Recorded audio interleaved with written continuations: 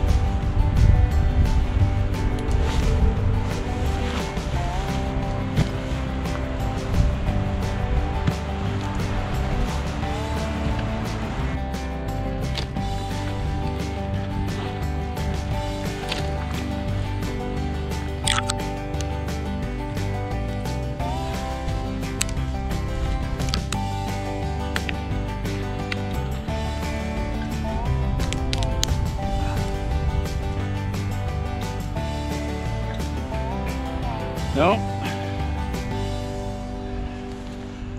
i dag så er det ettermiddagen.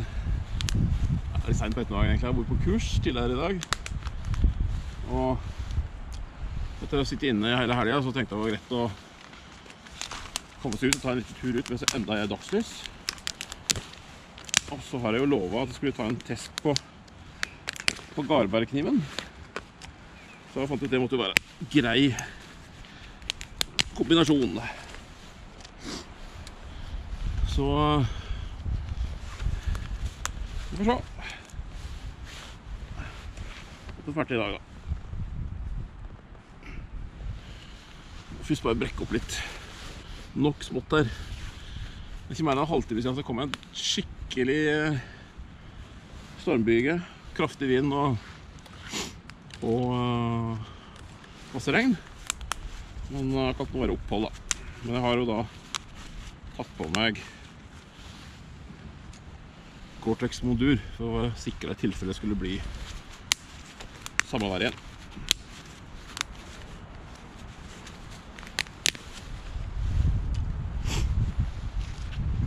Ja. Det her er altså da Mora Garberg, eller Morakniv Garberg. Svensk produsert kniv. Den kommer i 2 utgaver.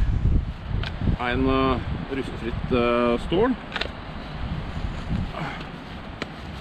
Og en med karbonstål, som da i tillegg er behandlet med en svart farge for at den skal forhindre rusting da. Som dere ser så har jeg da begge utgavene. Det kommer med 2 forskjellige slirealternativer. En plastikkslire med riktignok en lærhempe. Den plastikkslira kommer med og uten et eget festesystem. Så du kan feste kniven på en vegg eller på et kjøretøy eller ryggsekk med en sånn molly-system. Og så da eventuelt en sånn tradisjonell lærslire, ganske solid. Ganske tjukk og flott slire egentlig, med trykknapp her som holder den på plass. Den er ganske beskyttet. Det er ikke bare, altså den her er både karbon og stålfritt kommer da i begge de utgavene. I tillegg kan du få tak i spesiallaget slirer, så her har jeg tatt med en egen slire som jeg har kjøpt da i tillegg, som passer også, ja, til alle morakniver egentlig, til veldig mange kniver, men blant annet også da til den Garberg lærslire, der den sitter ganske djupt nede, så den er ganske trygg. Og dette her er en slire som er kjøpt fra The Bushcraft Store i England. Der det også i tillegg da har festepunkt for fyrstål, eller tennstål. Og her er det da en egen lomme for fellknivens DC4 bryne, diamantbryne, diamant og keramikkbryne.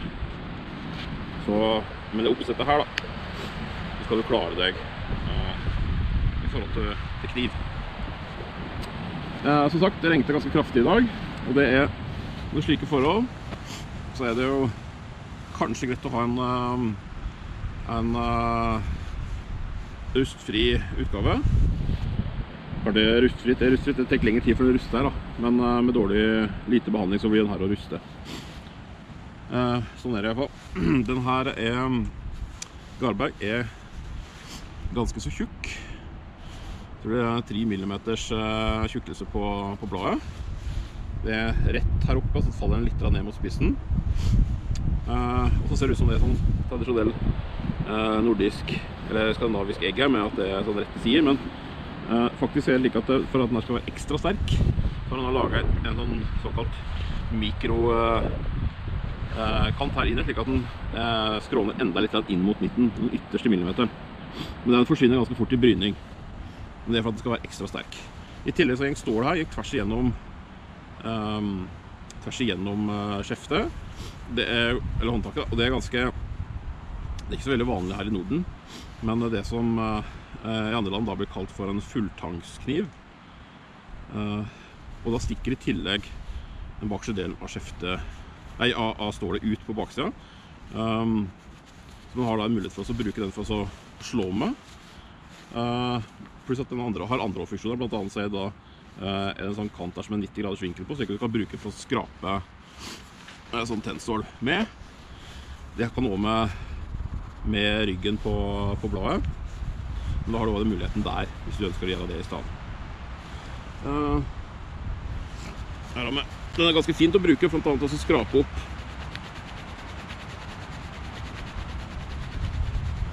never, liksom det her. Slik at den kan få litt mer knusk da, når du skal fyre. Det kan være greit å ha. Det som jeg liker best med den her, jeg har hatt den her i 3 år nå. Det som jeg liker best med den er rett og slett det at når du er ute på en skikkelig langtur, eller på en båttur, for eksempel kanotur eller den slags, så er den her omtrent vedlikeholdsfri. Den plastikkslira, den er hål og drenering i bånd, så at det renner ut der, og gir i tillegg litt mulighet for å få tørka. Den sitter ganske godt i slira, rett og slett for at inni slira så er det noen sånne punkter som korresponderer med et felt her på håndtaket, som gjør at den låser der ganske godt. Den sitter bra, altså. Den får ikke ut den der. Og det synes jeg er veldig bra med den. Jeg har merket med det at minuset med den er det at den kanten her oppe er ganske skarp, så jeg har faktisk kuttet meg selv opp på den kanten, skrapet meg opp slik. Og den har vært så i og med at det er 90 graders vinkel her, så den er ganske skarp, så har gjort at jeg har fått kutt på huden. Da er denne slira her bedre, for den dekker jo den kanten. Så den er tryggere sånn, pluss at en lærslire er jo rent estetisk sett da. Det er jo flottere med lærslire. Men dette her er den definitivt mest praktiske versjonen. Dette er en ganske dyr kniv. Den koster fra 800 kroner oppover. Altså det er litt forskjellig avhengig av hvilken versjon du kjøper. Den billigste versjonen, den bare med ren slire. Så har du den med den der festesystemet, som ligger på rett her rundt 850-900 kroner kanskje. Og så har du den som med lære, som da kan komme over 1000 kroner. Litt avhengig av hvor du kjøper den. Jeg har kjøpt begge disse knivene her på rimelig tilbud, så jeg har vel, den her tror jeg ga rundt 600 kroner for, og den her rundt 800. Så jeg skal ikke klage jeg da. Jeg tror faktisk jeg ga under det. Jeg tror faktisk jeg ga 30% faktisk. Jeg tror jeg ga rundt 700 for den der. I alle fall da, så er det dyre kniver, for det er vant til i forhold til å komme fra Mora. Alle kjenner til noen billige håndverksknivene fra Mora. Kjempekvalitet til en pris rundt en 100-lapp. Fakta er det at den kniven her er ikke noe skarpere enn en vanlig billig morakniv. Akkurat samme skarpheten. En litt annen type stål den her visst nok, men han er en morakniv har bestandig vært ekstremt gode kniver. Så hvis du vil ha en billig kniv, så vil jeg gått for den vanlige morakniven. Hvis du vil ha en ekstra solid kniv, som er litt mer robust, så er det Garberg som jeg vil anbefale. Den er det er den som kanskje gjør mest for pengene på markedet. Litt vanskelig å finne i Norge. Jeg har kun sett den i nettbutikker. Så jeg har kjøpt dette her på nettbutikk. Men uansett, hvis du har muligheten for å bestille den, eller bare høre med lokal sportsforretning om du kan bestille, eller håndverksforretning, for alle som for alle mora kan sikkert bestille denne kniven der. Bestill den der, eller eventuelt bestill den på nettet selvfølgelig, hvis du foretrekker det.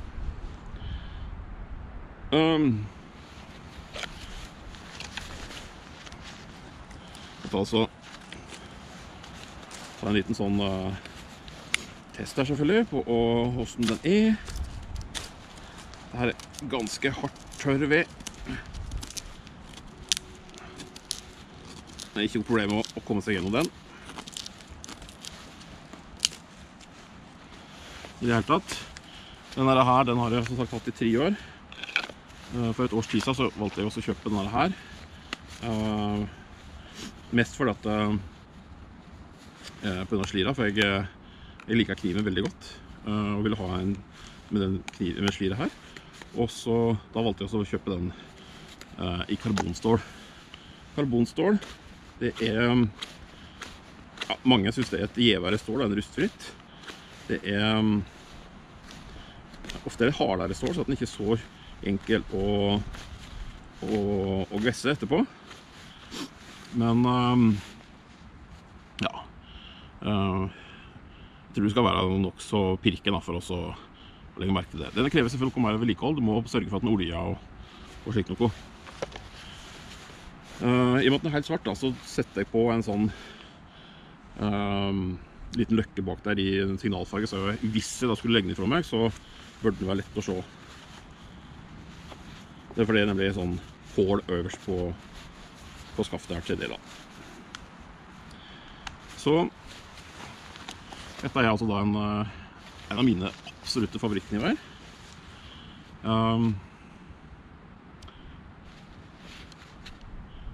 Hvis du skal ut på en langtur, kanotur, det slags, dette her ville vært da mitt første valg. Den tåler fuktighet, den tåler ganske robust bruk. Du kan sikkert...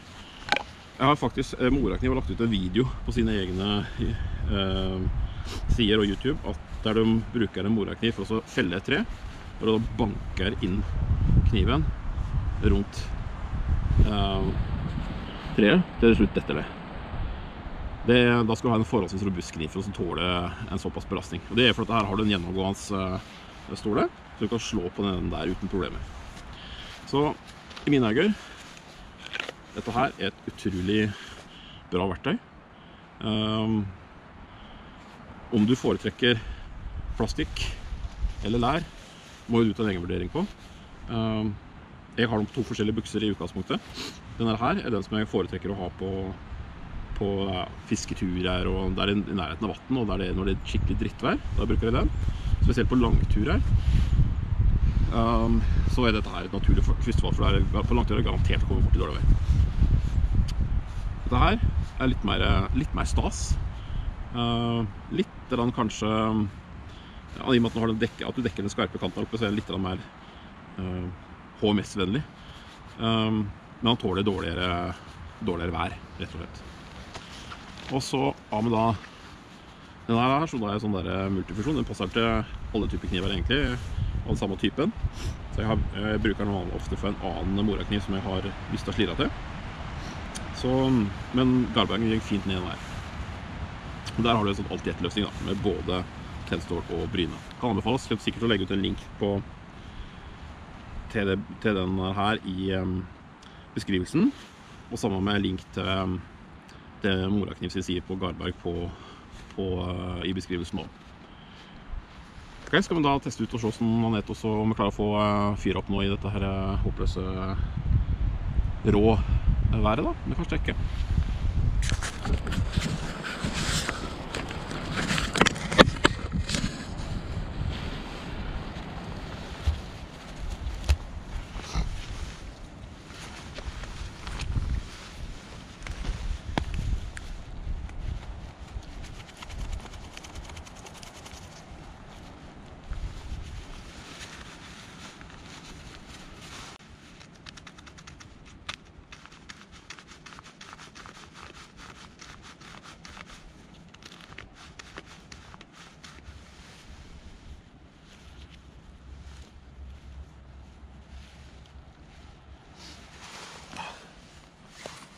Sånn. Tester tennstålet.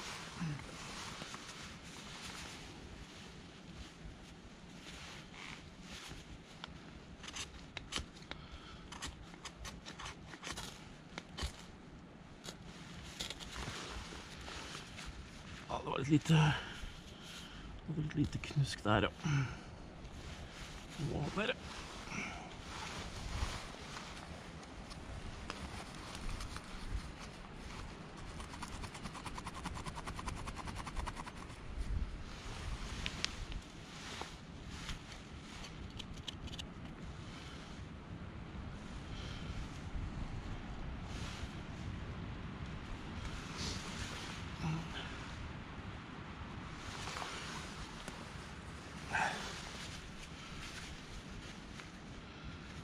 Prøvde der minst, da kan jeg prøve her også.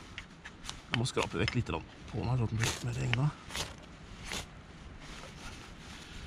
Vi må treffe. Da må vi bare...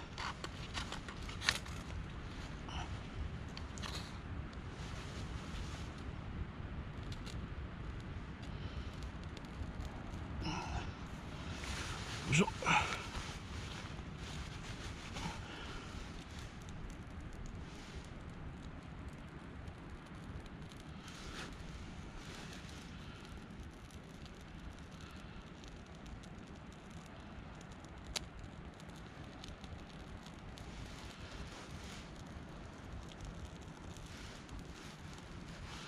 Andre ord, det er ikke vanskelig å tenne opp i hvert fall. Det er Garberg. Så kan vi legge på litt at det er småttegreiene her. Som det er antennelig i hele tatt, det er litt usikkert. Det er selvfølgelig høyst usikkert, men vi må jo prøve.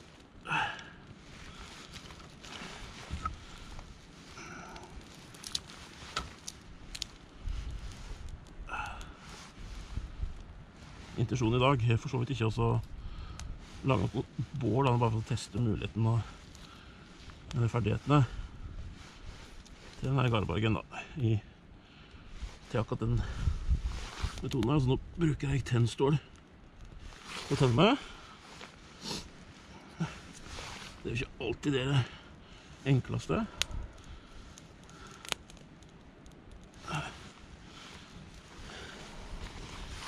Men tennstål er jo da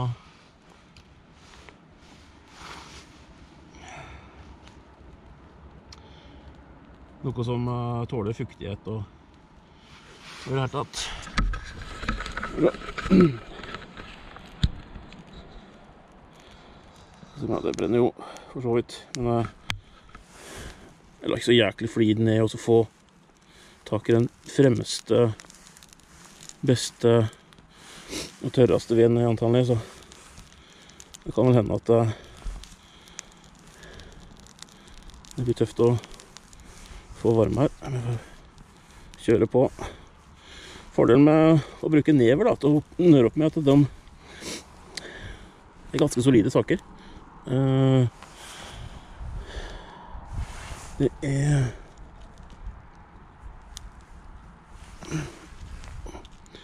bruker lang tid på å brenne opp egentlig. Lettantennelig. Inneholder vel jeg vet ikke om det er terpentin eller et eller annet sånt, i hvert fall naturlige stoffer som er lettantennelig. Og det brenner såpass lenge da, at selv om dette her tynne greiene her er ganske fuktig, tross alt, så kan det brenne lenge nok til at det klarer å ta fyr. Jeg har ingen ambisjoner, som sagt, annet enn å få eventuelt bare brent opp den haugen her småkvist.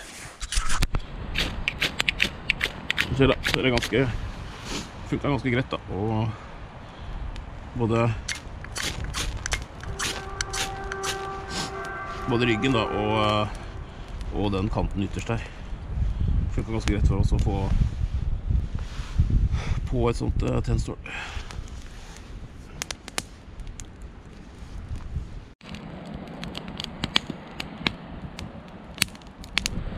Da brenner det ganske godt her.